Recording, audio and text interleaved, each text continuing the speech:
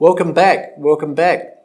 So this is the last in a series of short lectures where we're just making sure that you kind of understand the best way to use common programs that you're presumably familiar with, as well as introducing programs that you might not have heard about and that I think you could really benefit from, not only in doing these two specific courses, which are going to be delivered in an electronic way using the website, which has curated a range of electronic resources, but actually these principles, these tools, these skills, these study and IT skills, and this is the last lecture in this series,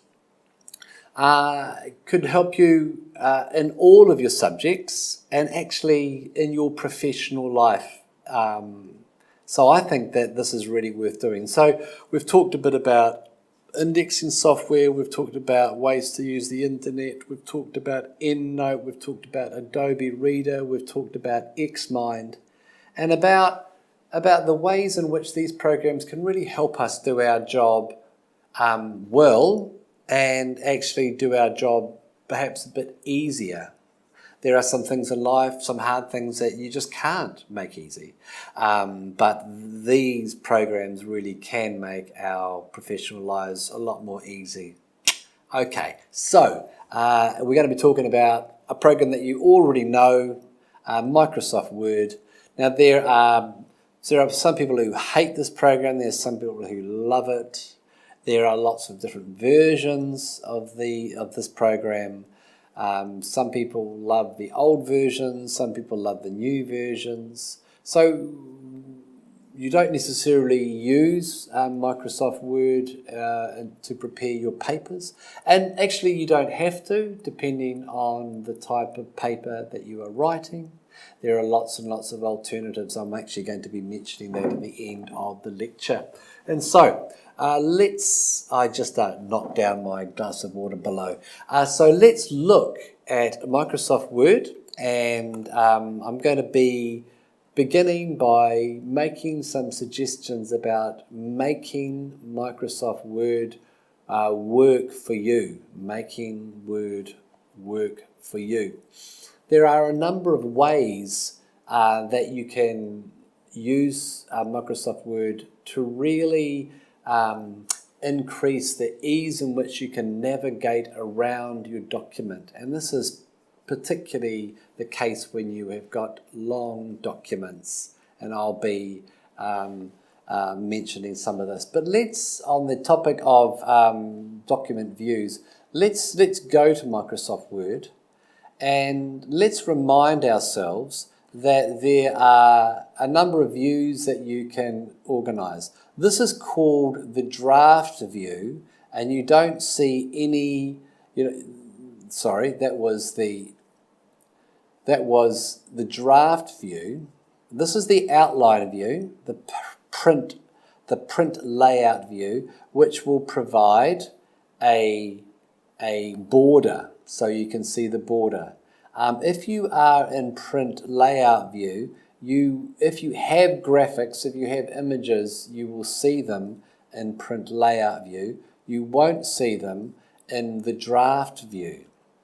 Remember also that regardless of the version of Microsoft Word that you are working with, you can choose some view settings. Now, I always choose the page width option.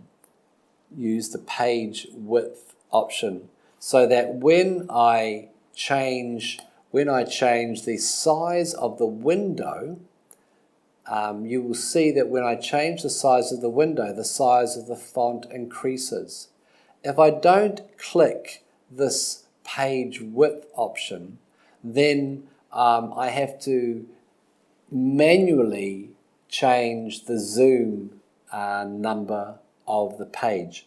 Another option when you have got big files is that you can click multiple pages so that you can have 2, 3, 4 pages all on one screen. This is very helpful.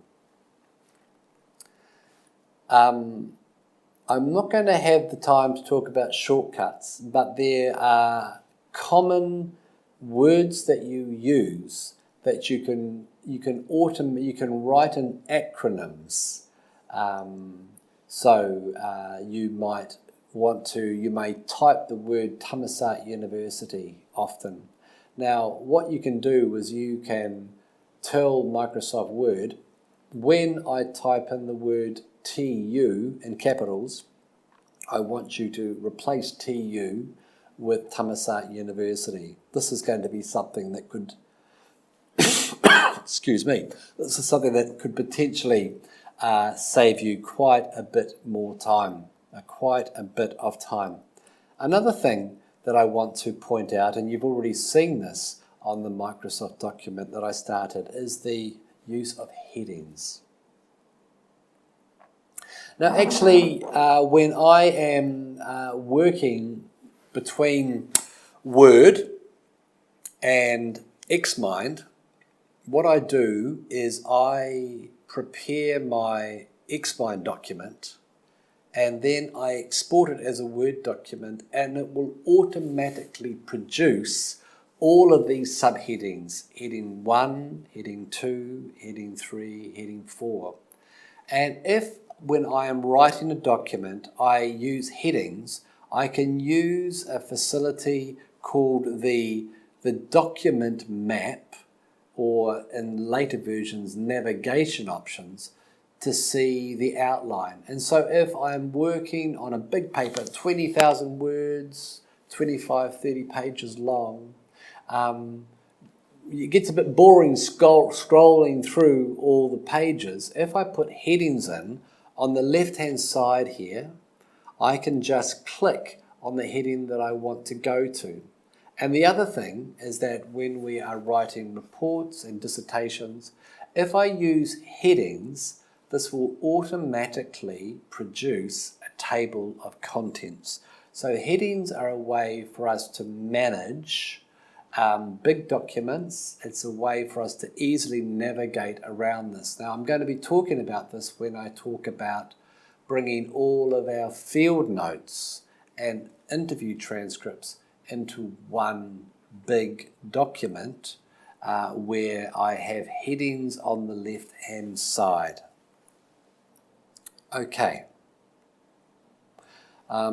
We use EndNote with Microsoft Word to create citations and bibliographies. I've already mentioned that, but for me, Xmind, Microsoft Word, and EndNote are three programs that are essential to how I manage, in addition to indexing software, essential to how I manage my electronic resources. Okay, but here's another thing. There is an argument when we are writing essays, but actually when we are doing research. Remember, this series of study and IT skills is intended to help us as we begin to dive into the material that I've prepared to teach.